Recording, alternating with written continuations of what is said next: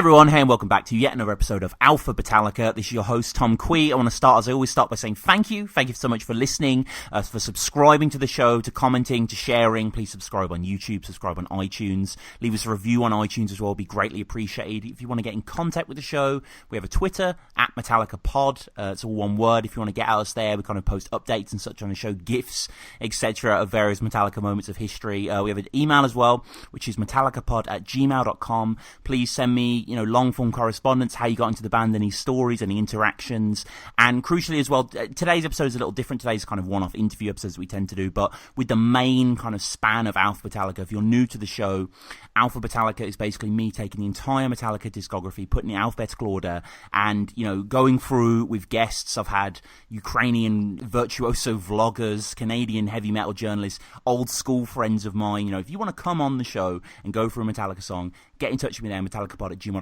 I've just answered 2 emails just for when on air here, so got a lot of people getting in touch. We've pretty much got all up to the B's, so anything C onwards, if you want to come on for, let me know. We have a Patreon as well, patreon.com/Alpha Metallica. If you want to support the show, you want to give back, you want to get access to episodes before they come out. I've got a series on there with myself and a friend, sort of reviewing live concerts of the past. The Moscow 91 episode will be out there very shortly on that one, so yeah, check us out on Patreon, email, all that good stuff will all be in the description as well. But yeah, as I say, today is an interview episode similar to the one I did a few weeks ago with Paul Brannigan.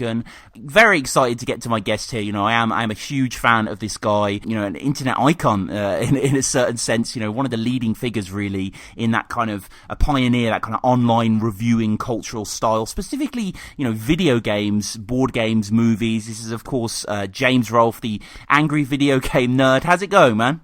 Oh, hey, very good. Thanks for the introduction. No, it's great to have you. One of the highest accolades I can imagine to receive was you were featured on Watch Mojo's top 10 YouTube celebrities. Oh, cool. Yeah, it was. Yeah. It kind of came from nowhere. Not came from nowhere, but it was very much you and YouTube. You existed before YouTube, didn't you? Yeah. I'm just kind of laughing. I'm just like, exist. I know what you mean, but it was kind of funny. Exist before YouTube. Yeah, it was just working on stuff, being real persistent, and just always just keeping that as a hobby of just making videos and stuff, no matter what technology existed at the time. Mm-hmm. And then if you do something like that long enough, then eventually some kind of technology will be invented, and then it'll give you new opportunities that you never had before. Mm-hmm. And of course, I urge people to obviously check out Cinemassacre, check out all the stuff you've done over the years. Fantastic stuff. But we're here to speak about music, Metallica specifically. And I got to be honest, I'm quite a fan of your channel and stuff like that. But I wasn't necessarily that aware of your music tastes, and stuff like that, your inclinations. And then I found recently a sort of Metallica Megadeth playlist that video that you did that was fantastic, and then the video you did with Mike where you're trying to guess the Metallica song, and then which you've seen it all then. Yeah, pretty much. And I urge people, by the way, to watch that video and check you out. Basically, it's fun to play along as a fan as well, because you basically get every single song within a second or two. It's quite impressive. But I mean, music for yourself, was that something you'd always been as obsessed with as the video games, the movies, etc.? There was a period in the early 90s where I wasn't really listening to much music. I did as a kid in the 80s when I was listening to vinyl records and audio cassettes. It always seemed like it was one or the other. I remember vinyl and audio cassettes sort of just like coexisting, like both of them were really common. Even CDs were out, I think like 85 or something like that, but I never heard about CDs till the early 90s sometime. But when the whole grunge movement was happening, I was sort of just like out of touch with music. I wasn't really, I don't know, I just didn't really like what I was hearing. And I got into a lot of that music later on, but at the time I was sort of going through like a musical drought. And then I caught up really quick at the end of the 90s when it was pretty much Metallica. I mean, well, there was a few of them, but Metallica was like the one that really was my gateway into to get back into music, but not only the music I was listening to before, like like in the 80s I listened to a lot of like Whitesnake, Heart, Bon Jovi, but now I was sort of getting more into the harder stuff. So Metallica was really my gateway to metal.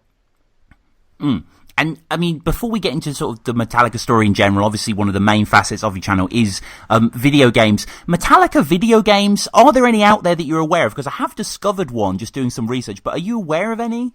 Oh no, that's a good question. What is the one that you found? Yeah. So, I mean, well, there is, off the top of my head, because I was thinking, obviously, I'm having Angry Video Game Nerd on, you know, are there any Metallica? Because I know there were, like, some Iron Maiden games in the 90s and, like, Kiss games and stuff, like, you know, actual games, not just type. Because I think there's a Guitar Hero Metallica game, I believe. Oh, that's right. Yeah, and I played that. Yeah, and there's, I think there was a Stern pinball machine as well of Metallica.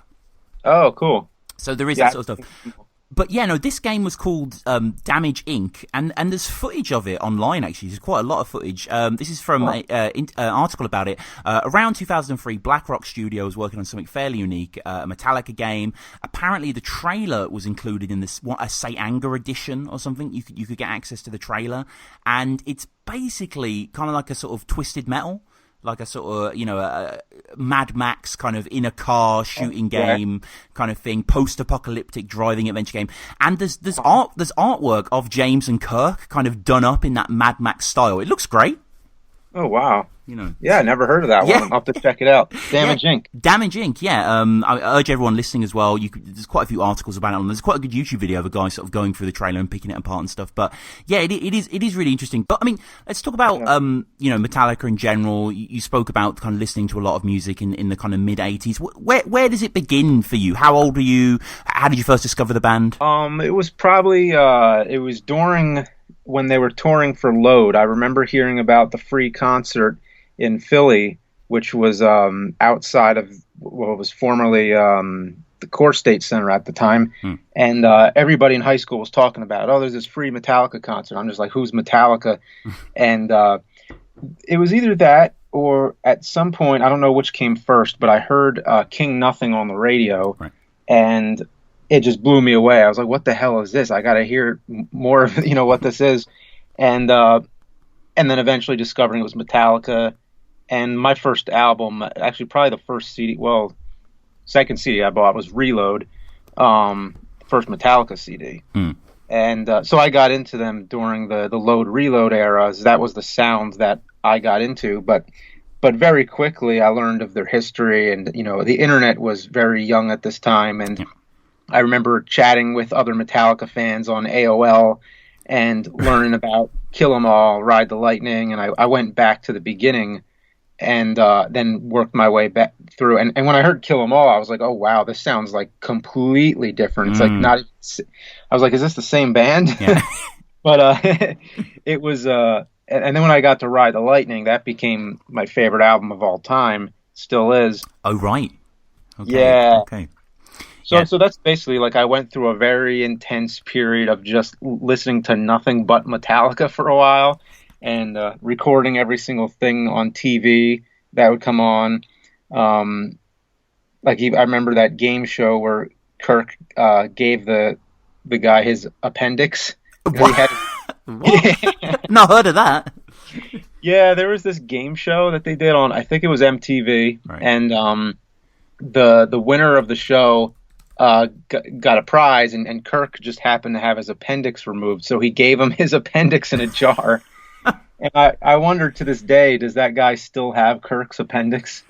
Right, yeah, that is. I mean, Kirk himself collects all these kind of monster goodies and stuff like that. So I figured he would have kept on it. I literally just googled Kirk Hammett appendix, see what comes out, and there's a Facebook post from Kirk 2 years ago. And it's a photo of him basically sitting down, and it's kind of he looks kind of that late '90s era, on it playing his guitar live. Had my appendix taken out a few days before our Garage Inc. show in Chicago. Had to sit down the entire show. So yeah, that was I've not seen that. There's I don't know if you're aware of the YouTuber Met Fan for Life. He sort of compiles, you know, all the old sort of things there and all the kind of interesting clips that maybe have gone forgotten. I don't think that's on yet, but I'd have to check that out. So yeah, what else was on TV at the time? Were there concerts and stuff? Or? Yeah, I might still have the tape actually. Oh, right. I'll look for it if you want. yeah, I'd love to. I'd love to see that. And one of the things that I listened to just before we went on air as well was a sort of podcast recording you did where you sort of went through Metallica's discography and your history of the band, and it's really interesting. And one of the sort of I guess, cultural shifts that I have to appreciate because, you know, I got into the band and I kind of bought their CDs and stuff, but it was kind of YouTube was around and I was getting into them. So if I wanted to just listen to Purify, you know, it's a Google search away sort of thing. I didn't have to wait. And you were saying in the show that you were getting sort of, you know, you're going through their back catalog and you're getting sort of CDs monthly, you know, and sort of doing that sort of slow grind, which I guess, you know, in essence is a better way to experience music. Yeah, like I don't really get the chance to do that much nowadays because now there's just so many bands. Like a lot of times you know, it's overwhelming how large the discography is for a lot of these bands. So sometimes you just kind of like go through it real quickly, or you know, somehow you try to obtain them all as quick as you can. But Metallica, it was like even though it was like a period where it was like I was really just listening like. Well, not just Metallica, but it was like mainly Metallica. But still, it was like a month, like a kind of like a month in between, because you'd have to save up some money. You'd have to go to the CD store, buy the album, and you know, it took a while. And but I really did get to experience each album, like you know, one at a time. And you know you sort of following this journey along then, so you're saying it's kind of that Load era. So I mean, were you just kind of every release that was coming out, you know, the S&M, the sort of the Garage Inc. Yeah, I was really excited when that came out because I remember before that Garage Days Revisited was the only one where I couldn't find it because it was such a obscure release. And you could sometimes you'd see it at a CD store, but it would be like $30, and it's an EP. I'm just like, all right, well, I can't afford that, you know. But then, well, we had this radio station, WYSP. Well, it still exists, but they moved away from rock. Right. But I mean, I think they still do have some rock channels because now, you know, each station has all their different channels. But they did this thing called Mandatory Metallica every night. And they would occasionally play Helpless or Last Caress, usually with, you know, bleeping out the cursing. But once they played So What with nothing but bleeps throughout the whole song. But that was when I was sort of recording these on off the radio because you know you'd have the radio player with the cassette deck built in and you could record. So I was recording every time they would play those rare songs. And then when Garage Inc. came out, I was like, oh wow, finally I get to just buy it all on a CD and I don't have to like do all the work to try and, you know, compile it myself. And not only that, but it had that bonus disc attached with it with all the new covers. And I was really excited about that. Yeah, that was a really smart bit of branding, really, because when you look at that era of Metallica, really, there was a long break between Black Album and Load, which I mean, you know, fair to say, had a giant world tour in the middle of it, so they were busy and stuff like that. But then you had sort of like, I think it was like 4 or 5 years of continual releases. So you had Load, followed by Reload, followed by Garage Days, followed by S&M, you know, and they really did that on. But I just want to go back to Garage Days quickly, because you were telling a story on the other show about censorship in relation to So What and stuff like that. And you got a censored CD, didn't you, originally, of Garage Days? Oh, that's right. I accidentally bought a censored CD of Garage Inc. And I mean, you know, these days it doesn't really exist. You know, it's all streaming, whatever. But wasn't it a case of you worked at Kmart and you were like advising people not to get it or something? Yeah, that's right. I was. It's just funny to remind me of all these funny stories. But yeah, I was working as a cashier in Kmart, and I remember customers would come through whenever I would see anybody buy that CD. I'd tell them it's the censored version, and then usually they'd be like, "Oh, okay, well, I don't want that. I'll just go to Sam Goody or I don't know, was there Best Buy then? I forget, but they'd go somewhere else. So then at the end of the day, you know, you'd have your return bin where all the products that people would not buy, and there'd just be like a stack of Garage Inc. CDs. Well, and the next release, I guess we'll just sort of work our way through the chronology. Was S&M. General thoughts, James, about S&M as an album? Oh, I really loved that. The 2 new songs on it, Minus Human and No Leaf Clover, were great. Yeah, I always wanted there to be some kind of studio version of those songs, but I guess he didn't really need it. I guess because they did it with the orchestra and, you know, it sounded great. Afterwards, though, a lot of the songs I always kind of felt when I first heard it, I was like, oh, so is this going to be the new way to hear these songs now? Mm. Like I would try to get into it that way, where okay, now every time I hear "For Whom the Bell Tolls," I'd be like, oh, well, now I'm just going to have to like get used to it being with the orchestra. But Yeah. then very quickly, it seemed like S&M sort of like faded away, where it was now you return to just listening to the songs the way you always did. Like a lot of those didn't really need the orchestra, like "For Whom the Bell Tolls." It kind of works as good. It works good enough on its own. But it was really cool. I think it was a great experiment to hear them all that way. Yeah. I think a few rock bands in the past have done the whole orchestra thing, and I think maybe a few new ones have as well. But it works. Some songs I agree. It doesn't. It's almost just like a backing, and it's just kind of what is it doing. But I think some songs like say Cthulhu and Wolf of Man and stuff like that. There's quite interesting kind of compositions going along there as well. And I agree. Some people. I've seen reviews of S&M where everyone seems to love No Leaf Clover, but some people don't necessarily dig Minus Human. I think it's a killer. Oh, yeah, that's actually my favorite of the two. It's just got that riff, hasn't it? Yeah, it's like a very Sabbath kind of riff. Yeah, I mean, yeah, some people have kind of called it a bit of a cliche or whatever, but I don't know, a lot of Reload and Load to me, a lot of it I like, but a lot of it is just a bit toothless at times and not kind of got that grit that Metallica have, and I think Minus Human had a bit more of a smack to it. Yeah, yeah, it was like it just really rumbles. It just has like a very, very. I mean, just to go back to the word heavy all the time. Yeah, Just, yeah, you got to. yeah. And I mean, speaking of heavy, the next album, probably the most controversial album, I was very happy to hear, James, that you, like myself, are quite a fan of Saint Anger, actually. Yeah, definitely. Yeah. I think when I first heard the single, when I heard the song "Saint Anger," I was like, I don't know. Like it just didn't really do much for me. But then when I heard the whole album, and especially when because it came with that DVD where they're playing it in the studio, and it's pretty much just a live performance from start to finish. I mean, it's it's in a studio, but it has a very live quality to it, very raw, and that's kind of the way Saint Anger always felt with me, because I think my first impression was from the DVD. I may have even watched the DVD first before the album, hearing it. But when I hear Saint Anger, I think of it as a live album in a way. Like I just feel like when you hear it, it sounds like you're in the studio with them. Just like like it's not like the drums don't sound perfect and everything like that. It just sounds like what it would be like if you were in like a garage with a new band starting out, except the new band is Metallica. Yeah. And I agree with you, actually. I like the harsh sound. I like the risks they took as well. I think, it doesn't bother me as much that it's sonically a little dirty. I know some people always go on about the drums and, whatever, but it's got a viciousness to it. It's got a kind of blood in its lungs that maybe some of the other ones don't. And obviously you can't talk about Saint Anger without talking about Some Kind of Monster. Are you a fan of that? Oh yeah, I thought that was amazing, that documentary. It like especially like the scene where Dave and Lars are talking together. There's so much. You just get the impression that it's just real. Yeah.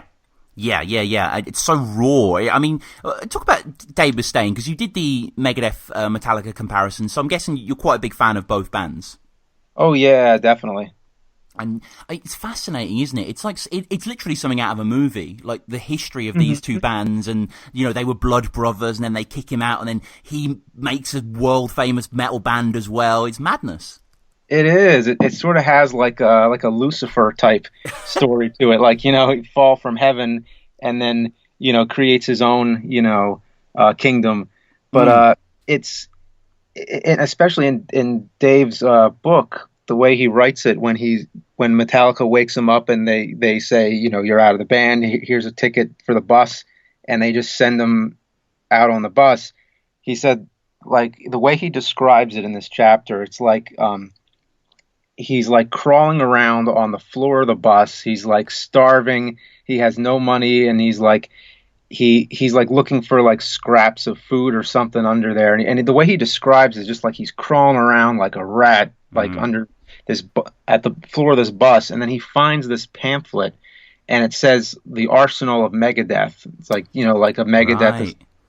a million deaths or something, and he's like reading this thing, and then he's like, "That's it. This will be the name of my band." I mean, I don't know if it was like decided right there. I forget exactly what how he wrote it, but when you read it, it just has like this comic book quality where like this is like, he's gonna get back at them.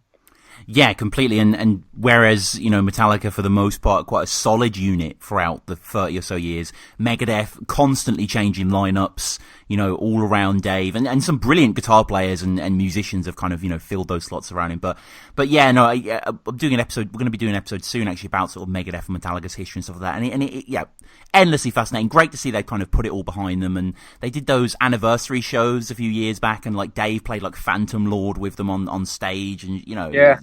like really makes you happy as a fan. It does, yeah. Like when they did the Big Four concerts and they all went up on stage together, that was just great. I've seen candid footage of them too, like talking backstage and stuff, and it is nice to see that all that's behind them. Yeah, and there's a guy who vlogs about Metallica, Andrei Vasylenko. I've had him on the show before, and he was just recently sort of talking about the anniversary of Garage Day sort of thing, and he said like Metallica should do another covers album, and he'd love to see them cover a Megadeth song. Oh yeah, wow, That would be a watershed moment. that would, yeah. I always wanted to see Ozzy cover a Black Sabbath song that he didn't do. Yeah. Yeah. That is true. Yeah, but moving forward then through the through this kind of great history of the band, we have Death Magnetic was the next kind of big release after. I mean, most people herald it as a return to form.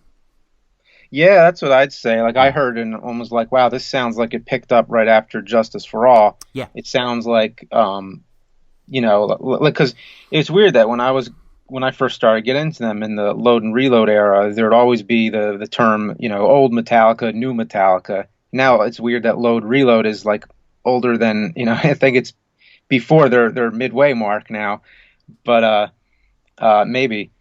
So Death Magnetic sounds like, okay, if you wanted old Metallica, this is what it sounds like, I think. Yeah, and just the ferocity that they play with, even at 25, whatever that is, into their career, 2008 when that came out, it is the momentum that they sort of keep up with. Like, are you a stickler for the sound? Quite a lot of people kind of pick upon Death Magnetic. It's got quite a trebly kind of poppy sound.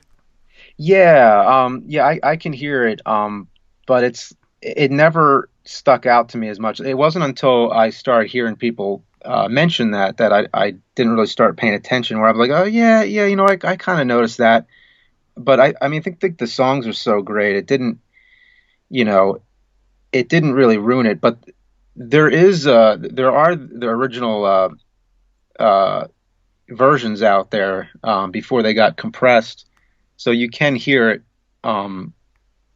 before it was finalized. Yeah, I don't know how easy it is to find, but it is out there. Yeah, I think it was on Guitar Hero. The sort of the original mixes were just had much more clarity on there than the Death Magnetic mixes, and there are those sort of things in between. But I mean, continuing on from that, then we get into Hardwired. Have you given this much of a listen? Oh yeah, I've been listening to it a lot. Especially with that, whenever I don't have time to listen to the full, thing, I'll do like a condensed track list, which I did on the last Playlist Junkie number 3. That was where like I give playlists for anyone listening. I just say like, hey, here's some cool songs to check out, and I'll put them in like an order that flows. And I felt like the order I came up with Hardwired sort of feels more like in the format of one of their classic albums, where you'd start the same with Hardwired, and then you'd go into Moth and the Flame, and then you'd go into Now That We're Dead, and then track 4 is a little bit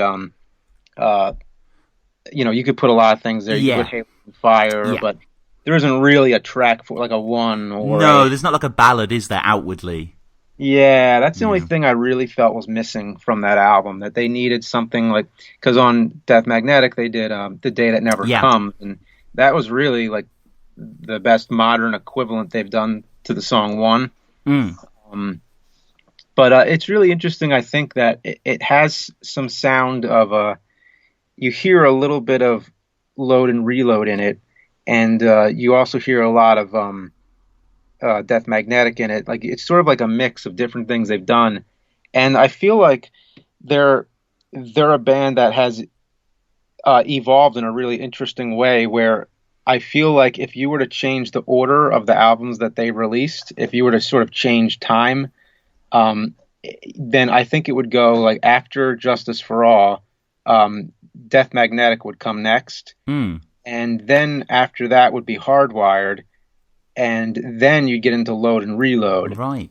Not sure exactly where Black Album Saint Anger would fit, but it sort of feels like we've witnessed their history out of order. Yeah.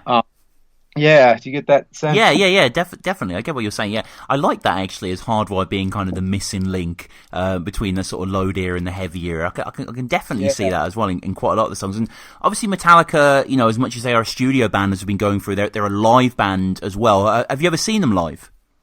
Yeah. In fact, actually, my total number just turned to 10. I just saw them for my 10th time. Yeah. Oh, where did you see them? Because they're obviously currently on this massive stadium tour. Yeah, they pretty much like they're one of those bands that they tour so much but they tour in so many different places that you know, i if you see them local, you're gonna have to wait a long time always because I haven't seen them in Philadelphia. They just played here for the first time in 8 years. Wow. So I've seen them in New York. I've seen them uh, in California. I've seen them in Maryland near Baltimore. Right. Um, so I have traveled a lot to see them before. Not too much, but uh, And so, you've seen them 10 times, which is crazy. Like, that is enviable, man. Like, where would you rank it? What was the best time you saw them? What was the worst time? I mean, I know worst is kind of a negative word, but could you sort of rank as like the incarnations that have, been the most entertaining? yeah. Well, one of them. Well, I've seen two of the Big Four shows. I think it was the only two they did in the United States. One was in. I keep saying California. I just forget the name of the actual town because it was out in the desert. It was like, like I'm gonna say it was like Palm Springs or something, but it was really hot. But it was awesome seeing all four of those bands in the same day, and they all came out at the end. With My Evil. Yeah.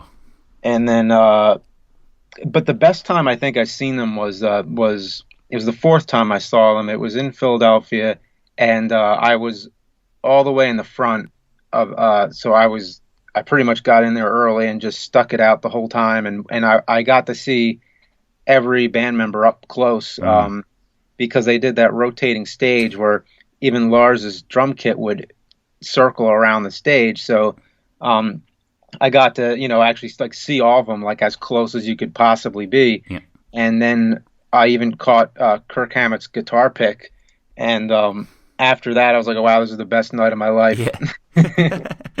What tour was that? What era was that? That was right after.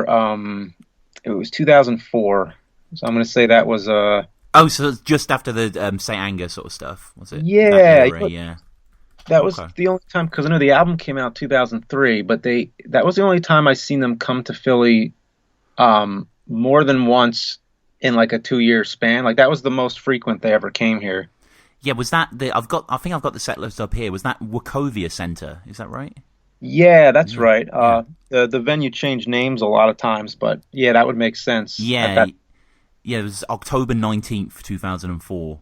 Apparently. Right, yeah. Oh my god. Okay, so just looking at the set list now, the opening 5 songs: Blackened, Fuel, Leper Messiah, Wherever I May Roam, Into King Nothing. Jeez. Oh, you know what? There were 2 nights. I was there the second night. Oh, okay. So I think the set list was different because I remember they opened with no, I can't remember. I think it was Battery. Okay. Oh, okay. I've got the set one. Yeah, it was Battery. You're right. Yeah, it was Battery, Into Fuel, Into Memory Remains was the opening 3. Damn. Oh, cool. Damn. Yeah. Yeah. Oh my god. Yeah. It was really good. And it's kind of a shame, really, because this is after all the Saint Anger tour. They play one Saint Anger song. They play Frantic. Yeah, because they it seemed like even when I saw them on the Reload tour, there wasn't a lot of Reload. It was mostly old stuff. But then and then Saint Anger, same thing. It was just like they played a couple songs. In 2003, they played. I saw them then too. Mm. It was Frantic and Saint Anger. But then when Death Magnetic came out, they played like 6 songs. I was like, yeah, they're finally doing it. Mm-hmm, mm-hmm. They're finally getting behind the new album. And even with Hardwired, just recently I saw them a few weeks ago, and they played a lot of Hardwired. So it was great. Yeah, no, they're definitely kind of owning that material a lot better, and the reaction from the fans has been great as well. So, I guess we'll wrap up with just a few sort of quick fire questions. You mentioned that your favorite album is Ride the Lightning. Yeah. What about your favorite song? Do you have a favorite Metallica song? I think the title track. All right. Yeah, I think Ride the Lightning is still my favorite, if I had to pick one. Oh yeah. I mean, I know it's impossible, but Yeah. that is. That Oh, is... you know what about the concert thing? I did see them play Escape, and apparently it was the only time they've ever played it live in their entire. Oh my god, yeah, because Escape and Trapped Under Ice are both kind of famously rare live songs, aren't they? Yeah, and you'd think that it would be like it would have been bigger of a deal, but just felt like they were just playing any other song.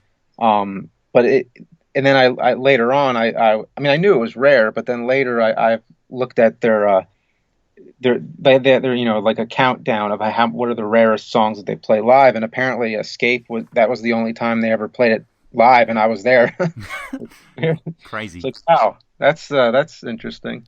And I mean, a slightly weird question: do you have a favorite member of Metallica? Oh, I mean, I guess like it's tough to say, but I guess like Kirk, because he's into the horror stuff. Yeah. So he'd be the one who I'd want to talk to about horror movies and everything. Yeah, that's a good. But then James is he's funny. Like he always just cracked me up. Like especially like on the live binge. Live shit binge and purge CD. Mm-hmm. Like there's so many funny things he says on there. Yeah, you're right. Actually, yeah, I remember seeing them or a clip of them at Donington '95, and they do loads of band impressions. And James is like a really funny mimic as well. Like he's quite witty. I saw him on Joe Rogan as well recently, and he's just an awesome dude. Like he's such a good guy, and clearly loving what he's doing and stuff like that. And I guess do you have any like Metallica songs you dislike? Any albums you dislike? Or are you kind of a broader board fan? Yeah, I mean, I guess if you count Lulu, I don't really count it. Yeah. It was an experiment. It's cool that they did the collaboration with Lou Reed, but it's just an odd, an odd thing to listen to. So that one's just one I completely pass on, but I still don't really count it because it wasn't really released as a Metallica album. It was like just a one-off Metallica Lou Reed collaboration. So of their official albums, I don't. To me, there's no bad one or anything, but it's the one that's kind of the least on my list is actually Black Album, which is interesting just because it's their I think it's their best-selling one, and I think it's because I mean it's probably a few different things. I think one is that. They play a lot of songs from it live, so I've heard that one a lot. I've heard a lot of songs from it, and I think it also has the songs are built around the hooks a lot of times. Sure. It just seems like they're made for the arena. It's made for that live environment, but it doesn't have as much of like an agenda as much as the others. I think like Ride the Lightning, you could kind of say like, all right, that whole album is about death, and it sort of has like a theme. Master of Puppets sort of has like a theme of like there's like power struggles, and there's even like drug addiction, and it sort of has like all these things going into it. Black Album seems kind of more vague. Like it's not really trying to be one thing. It's kind of just I don't know. That's just the way I've always felt about it. But I still really like it. Yeah, no, I think that's fair. I think definitely a bit overkill with the hit singles, and they were aiming for the broadest canvas possible as well. Maybe compromising slightly, but yeah, I think the album is still really good. So yeah, James, this has been great, man. It genuinely, personally, it's been a joy. You know, a real privilege to have you on. I've obviously been a fan of all your work for so long now. I remember someone sending me your Godzilla series where maybe when I was like 15 or something, and I not knowing what it is and sort of going through, and ever since then I want to urge everyone, of course, if you listen to this, you're no doubt probably aware of Cinemassacre and all the work that James and Mike does and all that sort of stuff. But how do people get at you? Your YouTube channel, that sort of stuff? Sure, yeah, that's probably the best way to go. Just to subscribe and just check out the channel and yeah. Mm-hmm. Yeah, Cinemassacre, yeah. And I mean, have you got any more? Because there's been a few sort of music-based things coming on. Is there any more projects on the channel at the moment, or? Oh yeah, we're with the music. The music, it's just playlist junkie for now. So I finally have some kind of outlet to talk about music. Yeah. I'll do that at least for till the fall at some point, and see how it goes, and maybe I'll do more. Just that, and then I do something movie related every Friday just to have some steady content coming. So a lot of it's like quickies. It's like these. I wouldn't say nothing's quick, but basically everything you see that's on a consistent basis is only like it's just like supplement for when the next big thing comes. So I'm working on another Angry Video Game Nerd episode, and when that's done, that'll be posted, and then I'll begin working on the next one, and so there's something big every now and then. Yeah, of course, and obviously there's hundreds and hundreds of videos in the archive as well that are fantastic that I'm working my way through. I just watched Power Rangers yesterday. I was eating my dinner. You're going through the Power Rangers video game one, which was very interesting, especially all the Famicom kind of throwback stuff at the start. It was excellent. But James, again, thank you so much, man. This has been great. Oh, sure, yeah, awesome. So hopefully talk again sometime.